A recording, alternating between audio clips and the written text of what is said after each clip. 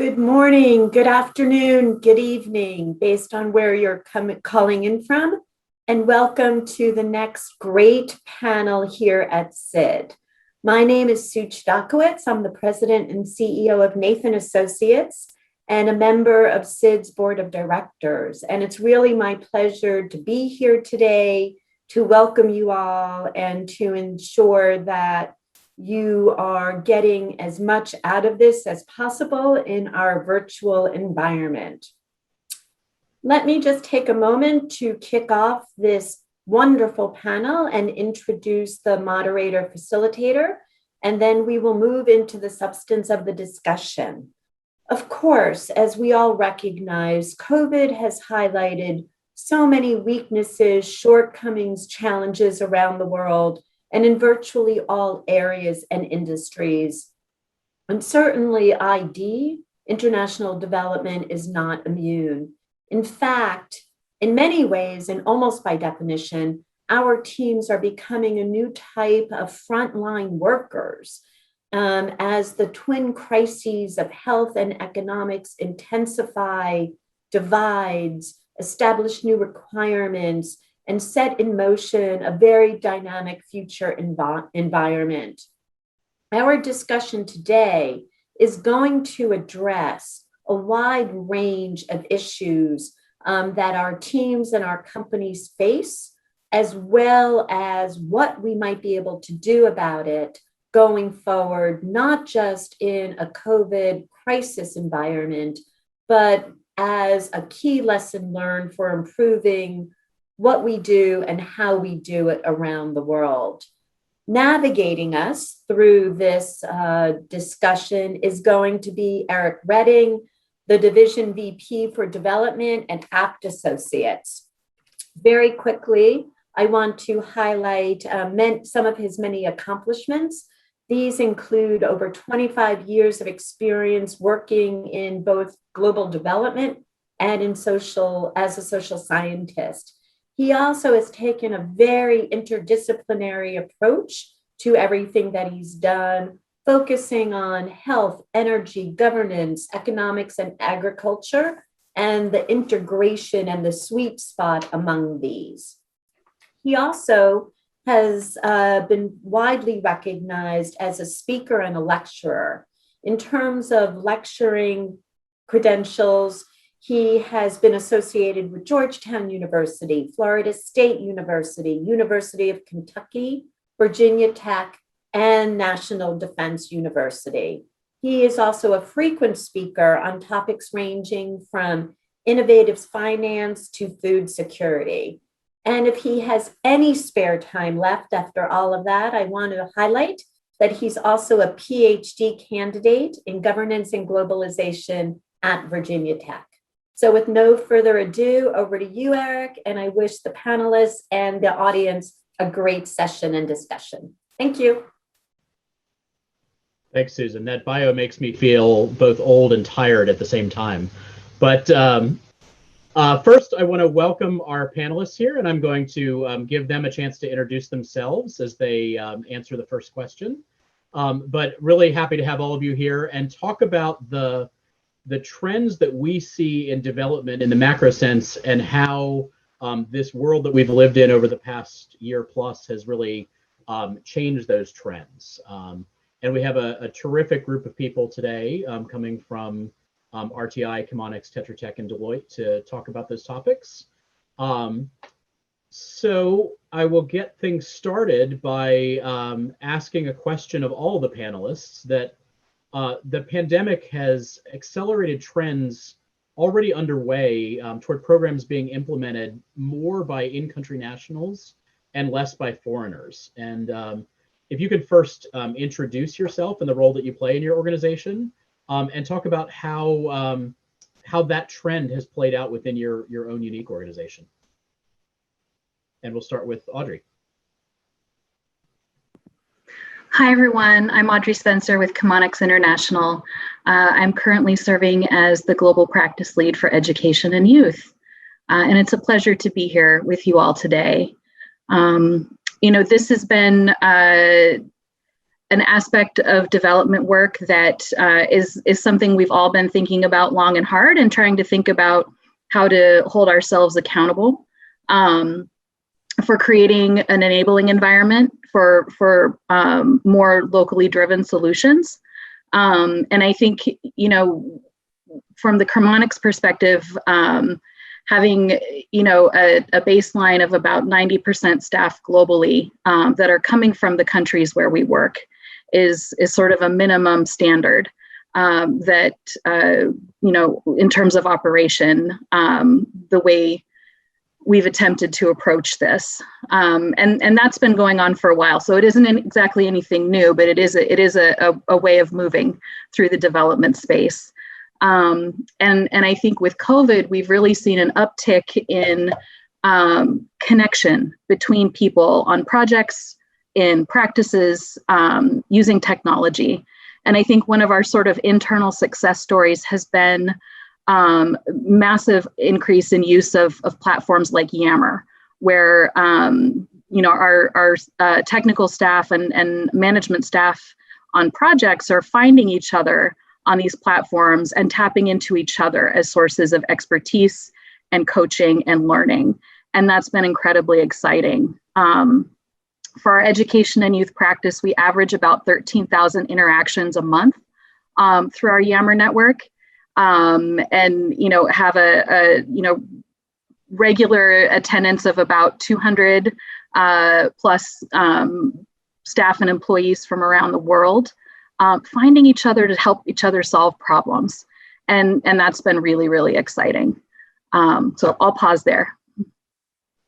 Great. Well, Jeannelle, we'll head to you next, and if you could talk about your role at Tetra Tech as well as how these issues have affected Tetra Tech. Hi, everyone. Morning, evening, midday. I'm a vice president at Tetra Tech, and I lead energy sector reform programs worldwide. I would say similar to Chemonics and probably all the panelists today, localization has always been a goal. And I started 23 years ago as an intern, and I've come up through the ranks. And I think for me, what I've seen is a real change from who is considered key personnel. Probably back then, it was all 5 key personnel were expats. Now we're down to 1 person as an expat. But for us, what we see is that localization really depends on who the donor is, what's the sector, what you can do maybe in education, you can't do in energy, what's the geography, the level of interaction required with the government to promote American interests. So in country nationals, yes, in management positions where it makes sense, but recognizing that expat professionals have a role to play. They're able to push the envelope. They're free sometimes from local encumbrances that can slow them down. And similar to Audrey, what we have seen during COVID is definitely a lot of project to project connections, and of course, less appetite for travel for STTA. And I'll pause there. Great, thanks. And Ami, you want to introduce yourself and answer that first question? Yeah, sure. Thanks, Eric. My name is Ami Thakkar, and I'm with RTI International. I lead our international development group's governance and youth economic opportunities team. And it's really a pleasure to be here. I miss these types of interactions with colleagues where we get to have conversations that take us outside of our day jobs. So thanks for this opportunity. I don't want to repeat what Audrey and Jeannelle said. I think they made some really great comments about how some of the trends we're seeing deferring more to investing in local nationals for key personnel positions and looking at ways that we depend less on international STTA and build networks of local and regional STTA. I think the two things I would add to the conversation, and arguable whether these trends accelerated during COVID, but there were definitely strategies that we started pursuing, if not several years ago, more recently, but around partnerships. So one of the things we're trying to actively encourage is looking at opportunities that put local partners in leadership roles for components or objectives of projects that we are applying for, with the understanding that this could come with the perception of an implementation risk sometimes by our clients, but having active dialogue with them around how this actually promotes ownership, buy-in, and ultimately sustainability. I think the other thing is that we are more mindful of intentionally looking at is the role that large organizations like RTI can play in coaching and mentorship, especially under new initiatives like the new partnerships initiatives, and playing a role that really sets up local organizations to be prime recipients of client funding, either during the project or towards the end of the project. Great, thanks. And Kathleen, over to you. Thanks, Eric. Hi, everybody. I'm Kathleen Odell. I'm a principal with Deloitte Consulting, and I lead our consulting work with international development organizations at Deloitte. A lot of really great comments from everyone, and agreed. Maybe a new point to that discussion is building on Audrey's point on the use of technology and platforms. We've certainly seen an acceleration of that. I mean, no question, of course, with educational capacity building type platforms, we've all had to make that work in a virtual setting. But what's really exciting is seeing how some broader technology is accelerating. So things like the use of IoT devices and sensors around water infrastructure and things like that, that's already happening. Things like, I mean, for sure during COVID, the refrigeration for vaccines is more critical than ever. So use of machine learning on distribution and everything to make sure that those vaccines will be able to be distributed using drone technologies. But we're even, I think, looking into the future now very quickly around augmented reality, things like we're already using for some of our other government agency clients how you do virtual repairs and of infrastructure, do supply chain fulfillments and things like that can happen without needing to be in person. And I think all of it is just a very exciting future that we have in front of us in the development space. Great, thanks a lot. So the next topic I wanted to look at a little bit is the trend towards local leadership of programs. Over recent years, we've definitely seen, I think, in all of our organizations, trends towards local national program leadership. And one of the things that really impressed me when I joined APT a year ago is that 78% of the chiefs of party of APT's programs around the world are from the developing world. And I'm curious from all of you whether you've seen the trends towards local leadership accelerating or static, or where's it going over this past year as we've worked in this locked down world. And Jeannelle, we'll start with you. Thanks, Eric. I definitely think it's continuing. Local professionals have a role to play. And we've also seen, at least in the energy space, a growth in third country nationals. So I think before the paradigm was just expats or locals, and we tend to use a lot of third country nationals. So, we have a situation where we years ago had a project in Georgia, and they were CCNs, and we've trained them, and they went to Kosovo, and they went to Nigeria, they're in Africa, they're in Albania.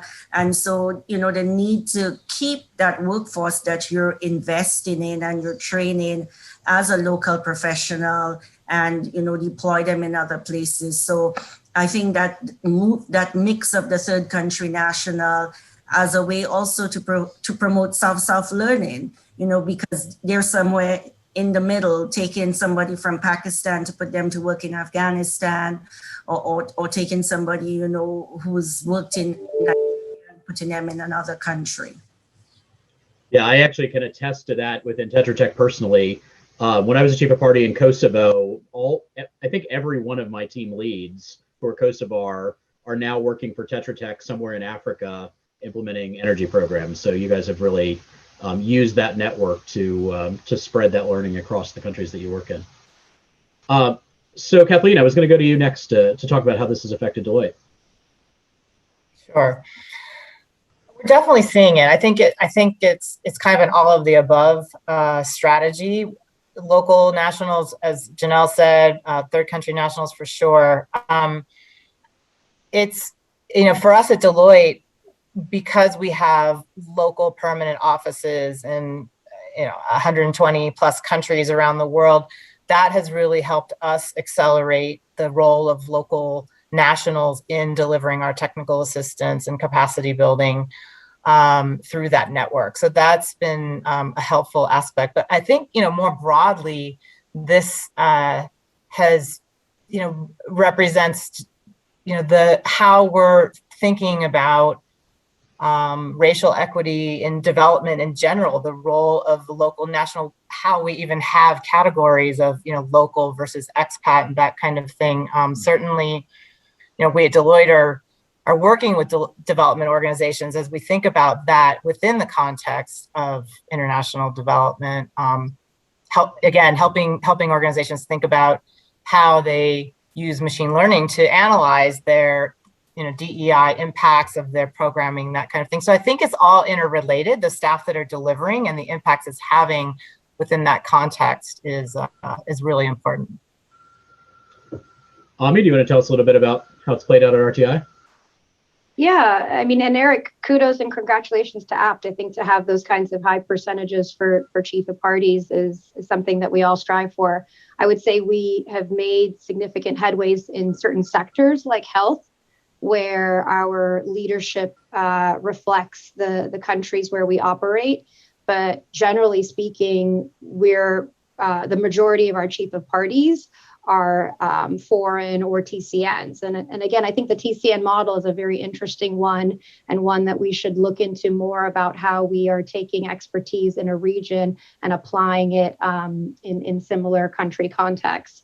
But I would say that one of the things we're trying to do is, one, look at our deputy chiefs of party, who are predominantly local nationals, and think about how we parlay them into chief of parties in waiting and have very intentional, explicit plans, both in the proposal, but also implementation phase, about them assuming chief of party responsibilities. I think second is extending professional development opportunities, the same professional development opportunities that we offer leaders in our teams that are sitting in the United States, offering the same type of leadership opportunities to our deputy chief of parties, senior technical experts, and chief of parties in country, so that they can assume those responsibilities and leadership opportunities, whether it's within the project they're working with or future opportunities with RTI.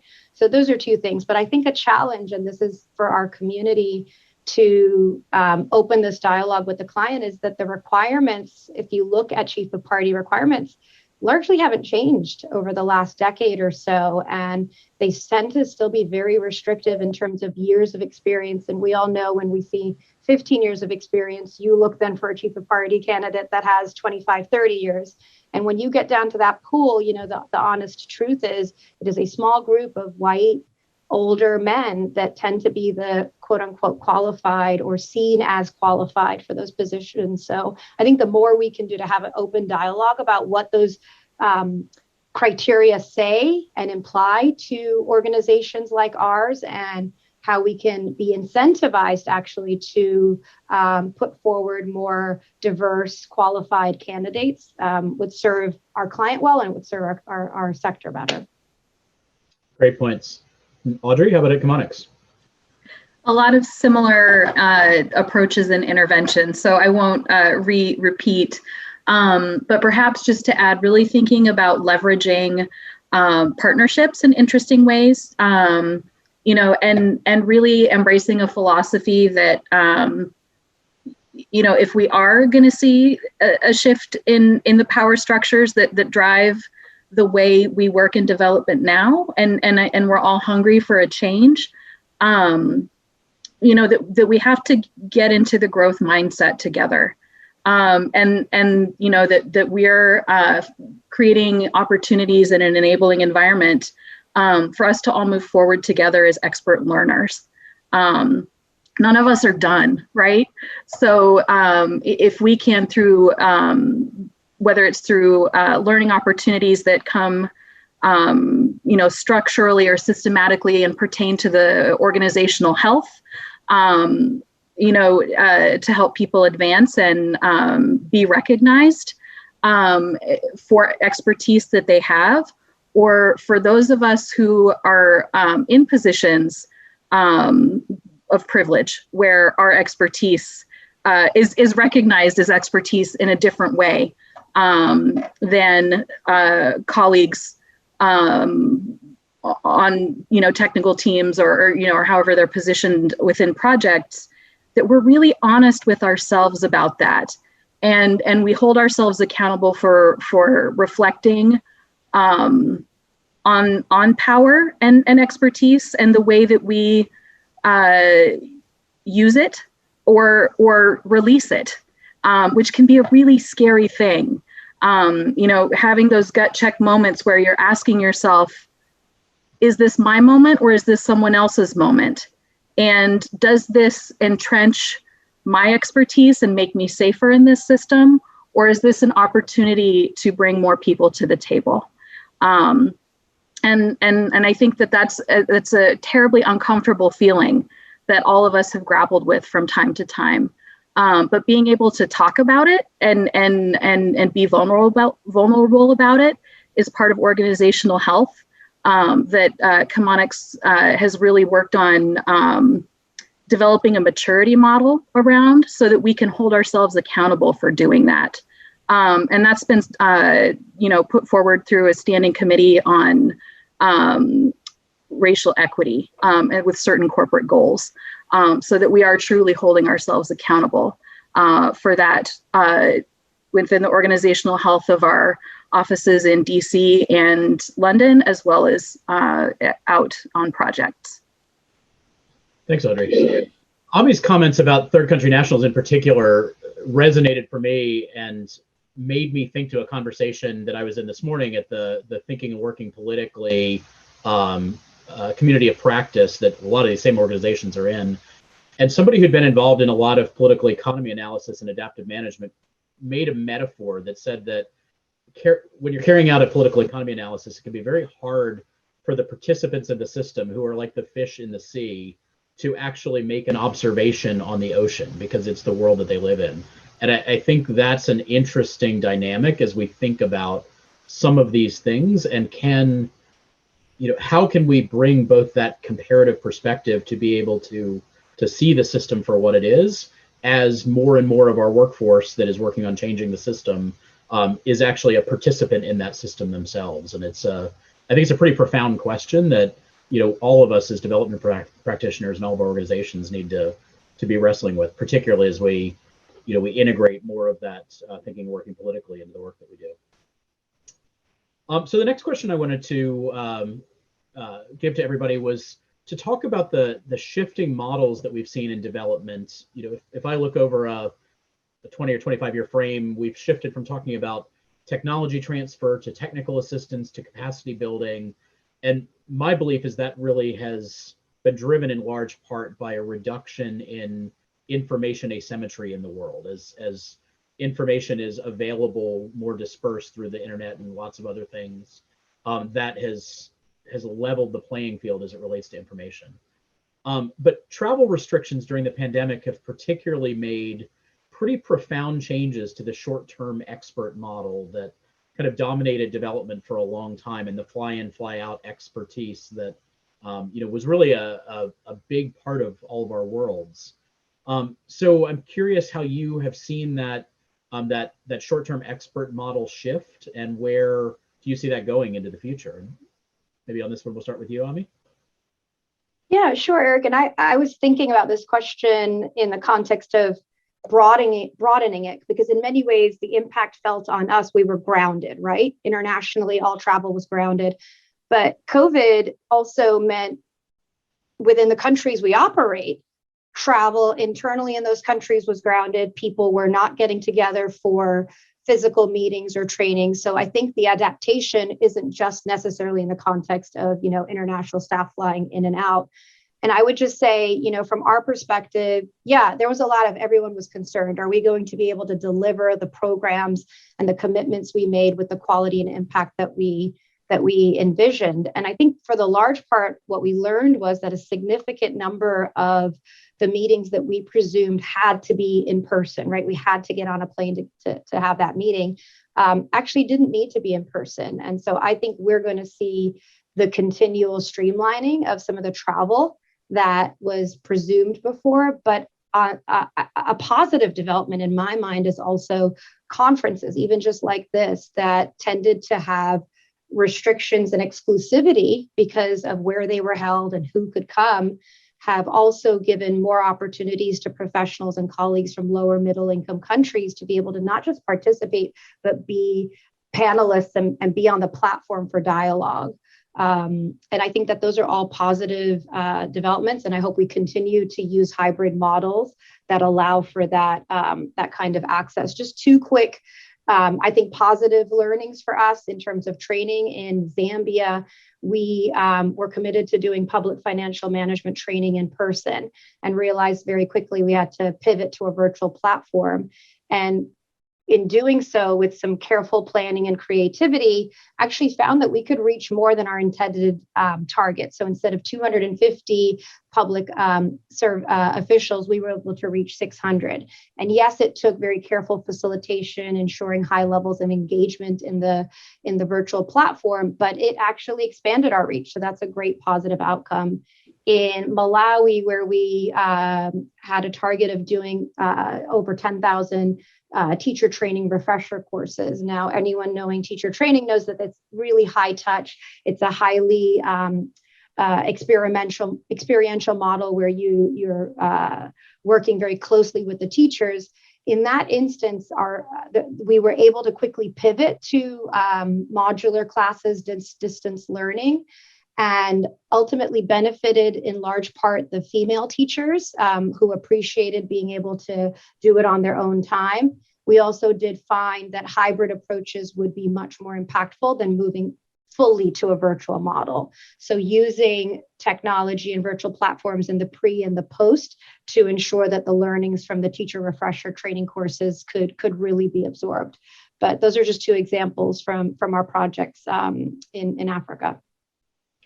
Great. Well, Kathleen, I'm going to go to you next, but I'm also going to add into this question, because I know you're working with USAID on their own workforce development and some other areas.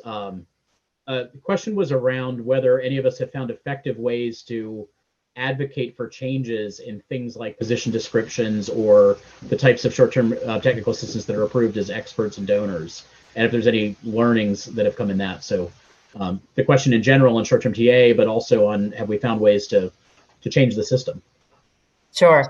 I totally agree with everything Ami was saying. I think it's been really interesting to see kind of the broadening of inclusion when we're doing capacity building and conferences. As you said, sometimes they were so limiting in the past for people with travel expenses.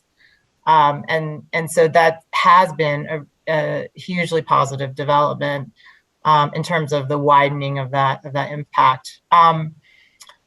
Eric, I think the question on position descriptions and how you broaden that, I mean, around workforce in our own work with USAID and other agencies on workforce transformation, I think it's making sure we're willing to take risks and get a little bit outside of the standard status quo in achievement of the final outcomes that we want, rather than what are the natural inputs and outputs that we expect from roles. And so with that, I think it's being willing to look at that and reassess it and consider where can we reframe and maybe add a different kind of lens to those traditional position descriptions.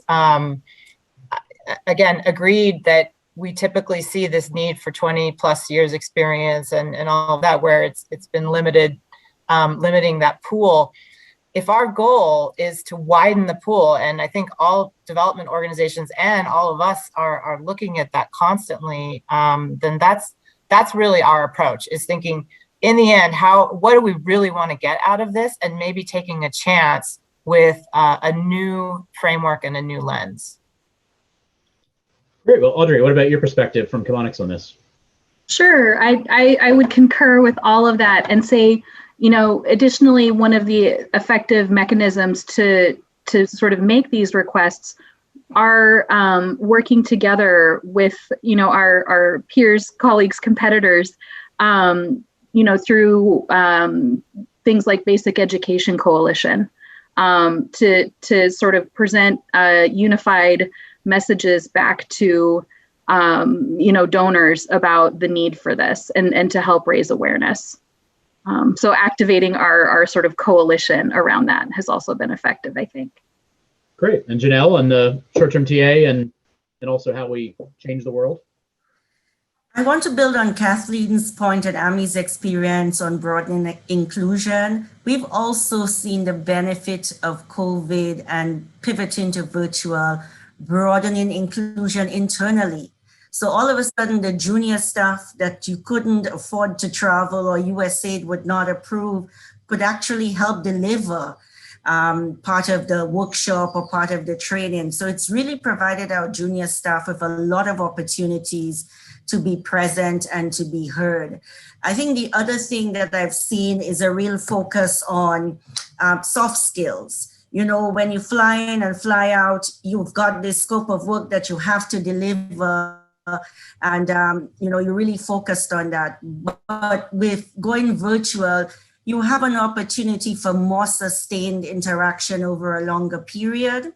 And also with technology failing, Teams doesn't work. You now have that minister on WhatsApp, and you're able to discuss how's your family, what you're going through, and you're able to build a deeper connection. So this has been the interesting positives that we have seen at Tetra Tech from the pivot to virtual during COVID. Great. Well, I wanted to turn the lens a little bit to the decolonization of development. As this is not a new topic, since the 70s, we've all been talking about it, but I think a couple things have really elevated that on the agenda now. Both this virtual world has destabilized the power structures in development in the ways that we've been talking about here.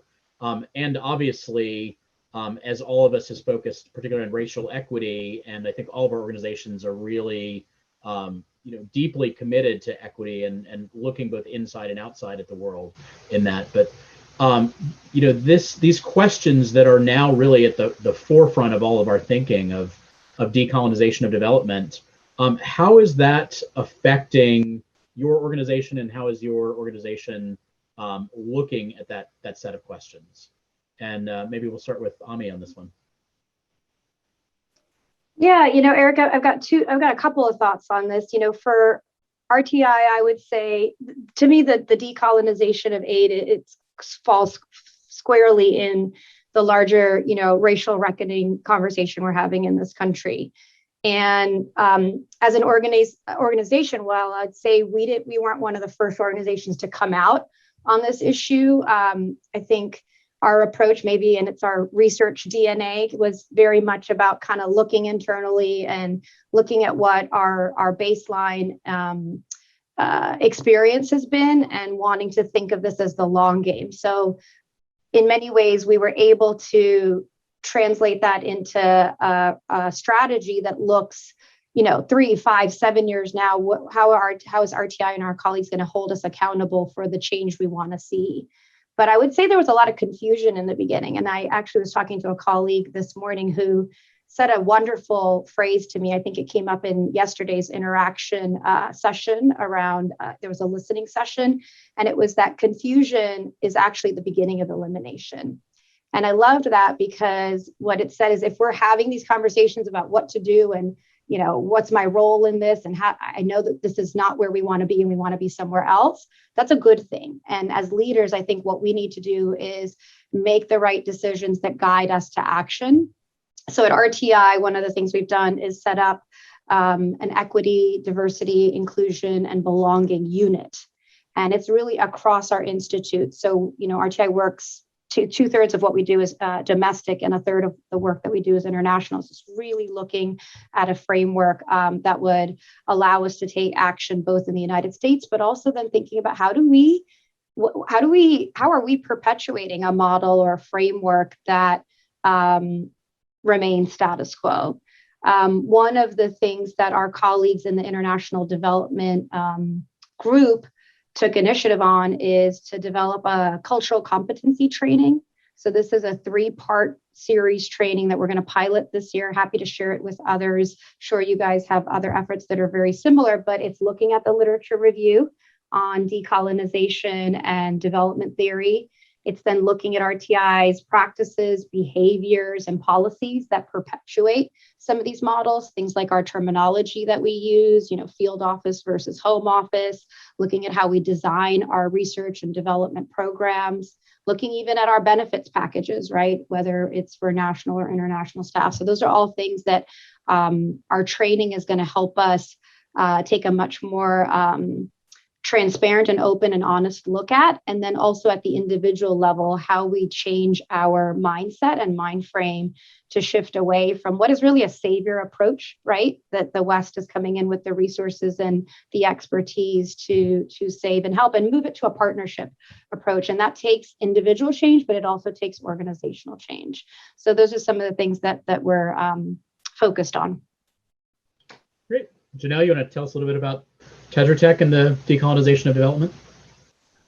Yes, I think the events of last year, the racial situation actually had Tetra Tech writ large, which is 20,000 people, of which 25%, I would say, does international development, really take a hard look at itself. And similar to RTI, we started a diversity and inclusion council, employee resource groups for all, color and orientation. And we're having a lot of discussions internally about what change looks like. But, I do want to sort of not applaud, but point out a difference, that some 15 years ago, we would not have a panel with 4 women talking about international development and being leaders, of which 2 of us have some sort of foreign connection. So I think change is coming. It is slow. And I can see within Tetra Tech, within the energy group that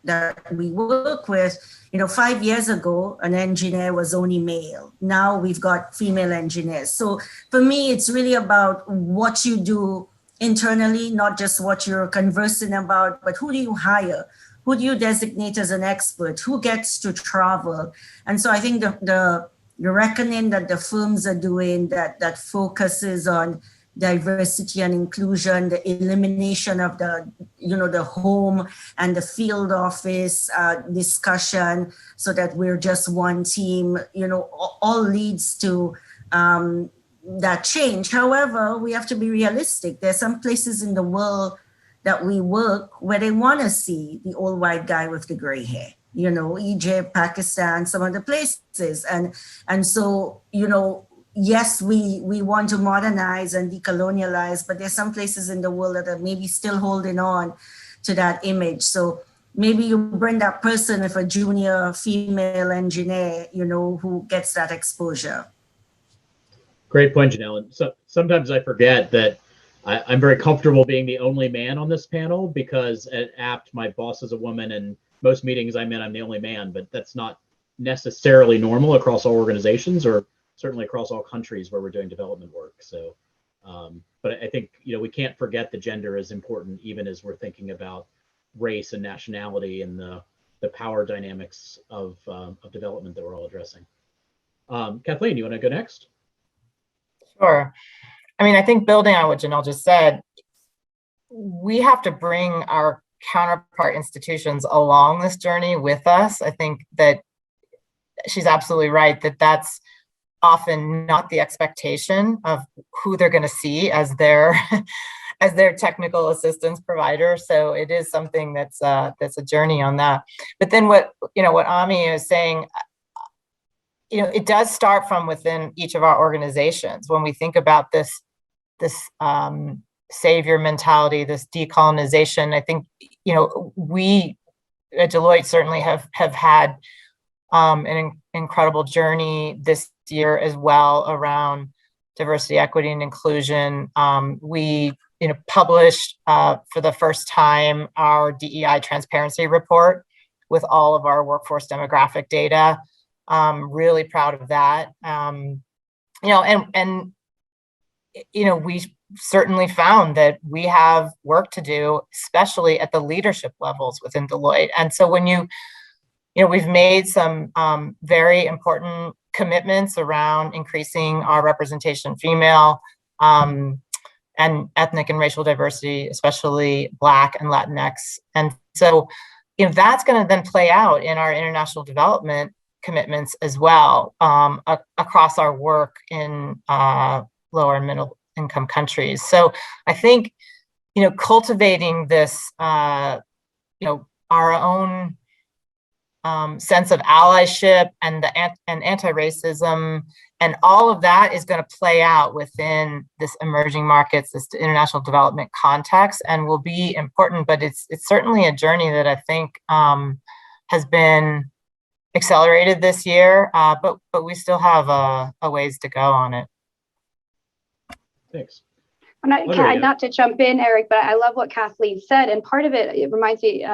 Paul Weisenfeld is our Executive Vice President for International Development at RTI, a Black leader, and he actually wrote an opinion piece in DevX last year. And one of the things that he pointed to is it's very easy for the international development professionals to talk about issues in other countries, right? About disparities in education and health, and we're very comfortable talking about that, but quite uncomfortable when it comes to talking about inequities within America or also within our own sector. And so I think when Kathleen, talked about it starting internally in organizations, I think that can have a nice multiplier effect, that it provides space for the community and the sector to be more open about these issues. Yeah, Audrey, if you want to wrap this question up, and then we'll get some from the audience.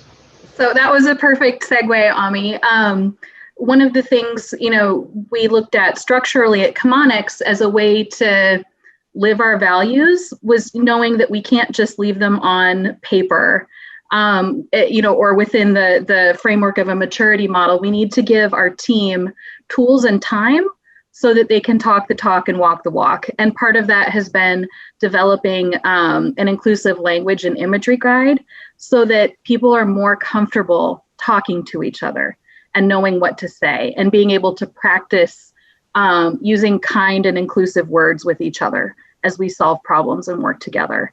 And another structural, sort of investment and decision has been that, we need to build in time for this. Work weeks are long. Nobody's working 40 hours a week in this business, right?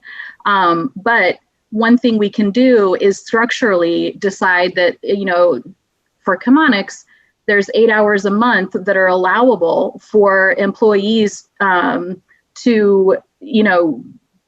have approval to participate in opportunities for, engaging with employee resource groups, supporting the local community, and engaging in professional development. One of the things we've been able to do is, support through sponsorship and through time, is working with the DC branch of Reading Partners and engaging really closely, through employee time and some modest financial commitments of a way of connecting with our community by sponsoring schools, that are adjacent to our, our physical office, as well as participating in virtual tutoring and really like having the company say, yes, we value your time as part of the DC community to really engage. And these are the exact kind of values, in terms of private sector engagement that we want to really understand how to do better within our projects in other country contexts. Great. So our audience, not surprisingly, as development professionals, has some really practical questions. One of which came in and saying, given the impact of COVID on reducing the costs for things like travel and other direct costs from a budget perspective, has your organization or USAID looked to reprogram those funds into completing more comprehensive virtual capacity building programs? Has there been any opportunities to sort of reprogram as the structure of what we're doing has changed? Anybody who wants to start with this one can start. Yeah, we've definitely seen that across the board. I think we've probably all been doing budget realignments this year to try to account for that and make sure that it's not just to expand more comprehensive virtual learning, which has been one of the areas where the budget has been realigned, but also in terms of the additional local, national partner role on programs. So whether there are direct local employees or our local subcontractors or other partners, so to be able to provide more budget for them to participate in a deeper way without our travel on the ground. I mean, we've seen it across the board. Anybody else want to add to that? I mean, I think there's a real opportunity to redeploy travel funds to be very creative and do a lot more outreach to a much larger group in all the countries that we work. And that's how we've changed the funds or reprogrammed the funds, and also to sort of codify the learnings and share those learnings widely. Again, I think of some work that we've done, say in Pakistan, where, the closeout presentation may have been to a small group of 10 people. And now with the time that we've gained by not traveling, with the funds that we've saved, we've been able to actually have it go to a much larger audience and hopefully be used in a more impactful way. Great. So another question that came into the audience, from the audience, picked up on Ami's point about the 25 years or more of experience for cheaper party, for example, that really leads to a very small pool being available, and asked whether it's significant of having prior experience with that same client or donor that really complicates making the key personnel choices. Does that focus on 25 years experience with USAID or with FCDO, does that really have a significant impact on tightening that pool, or is that not a big issue for your organizations?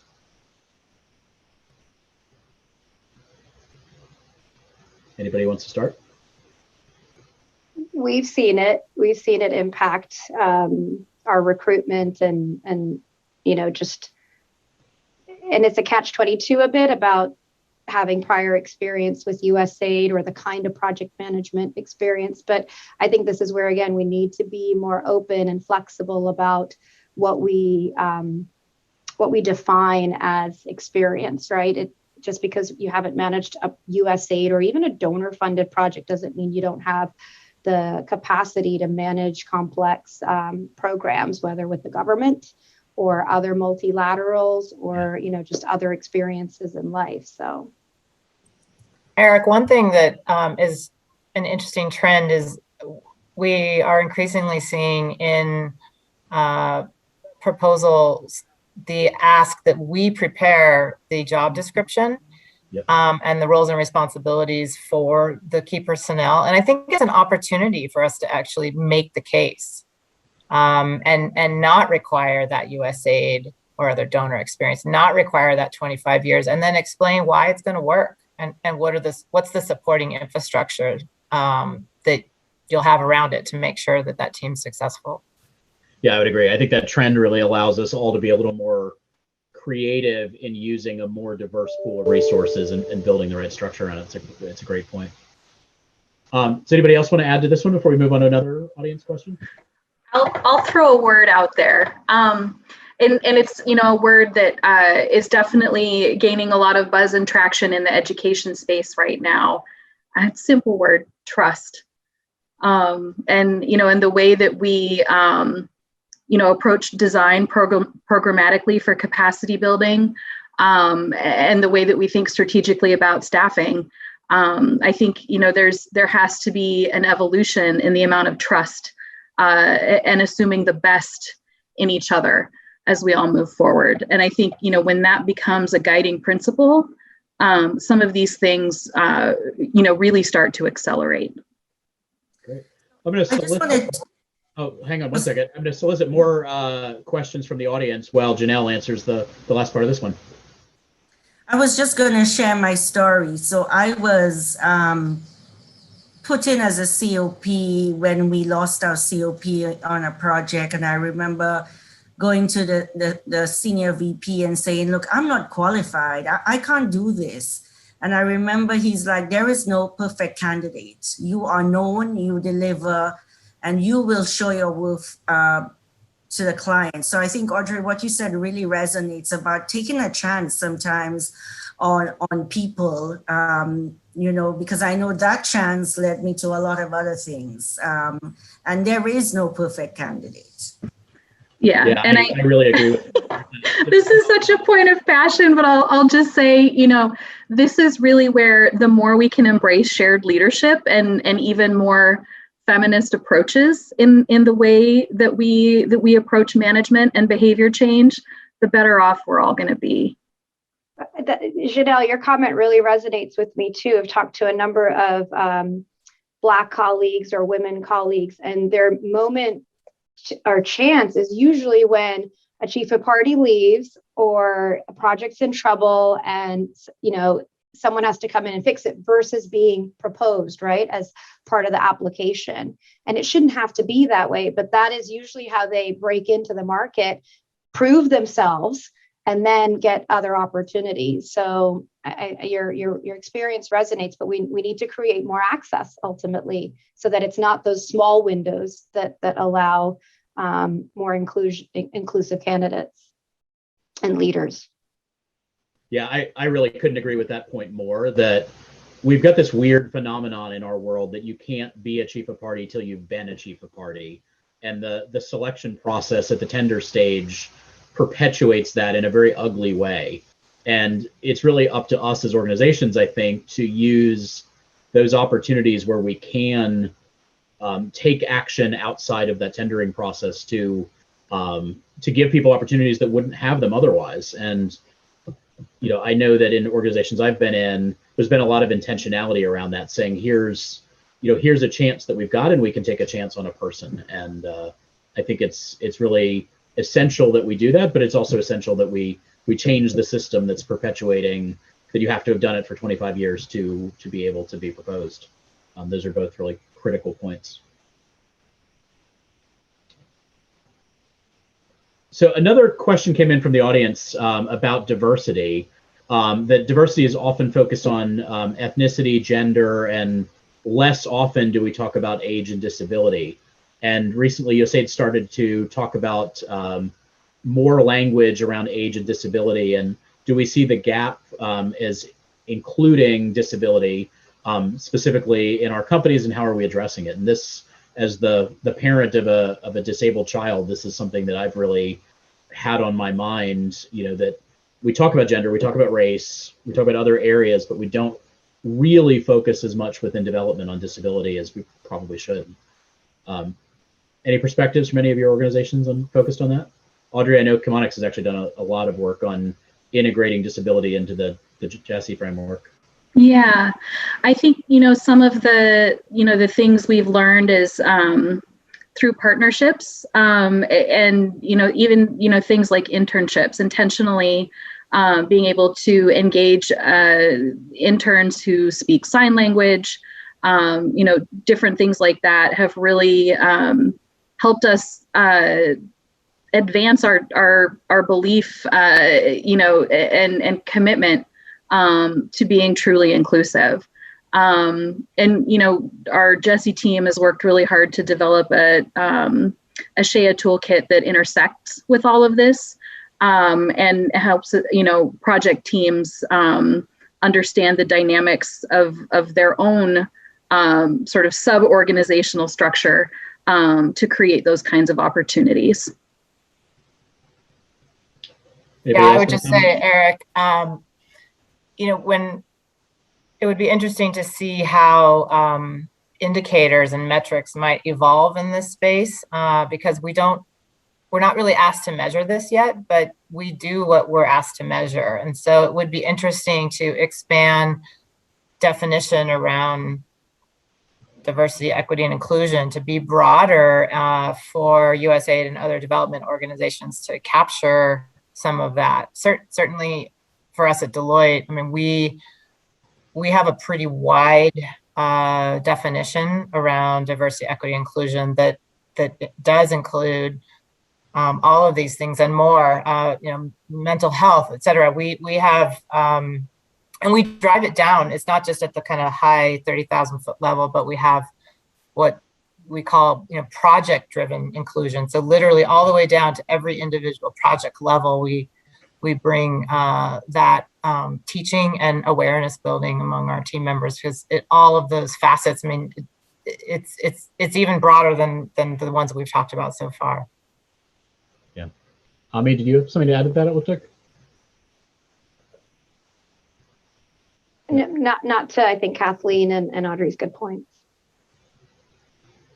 Yeah, I think it's a terrific point around the metrics. And I know, APT is at its core a research organization, and a lot of our domestic clients where we're doing evaluation work are really calling upon those metrics for equity to be improved. And we're putting a lot of effort into how can we get better metrics for our clients. And I think within the international development space, we've got some good metrics that we're using around gender and things like the EDGE framework and other things, but we've got to get better metrics within global development around ethnicity, around disability, around sexual orientation, lots of other things that we need to be able to fit that equity frame in that we're not especially good at yet. We've sort of mastered gender, and we need to get better at other areas as a community. So we had a question about kind of going back to the diverse leadership question, and it was, while our organizations may take a chance on diverse leadership sometimes, sometimes we need to convince our clients to take that change. And does anybody have practical steps on how to, lead that horse to the water, and how to help get the client to take that that leap of faith on diverse leadership when we are able to make the change? Well, I think tying it to USAID's or other development organizations, their own goals. I mean, they're increasingly under pressure and very motivated to drive their own DEI. And I think if you can bring that and demonstrate that this approach is aligned to their own mission, their own internal targets, it's compelling. Yeah.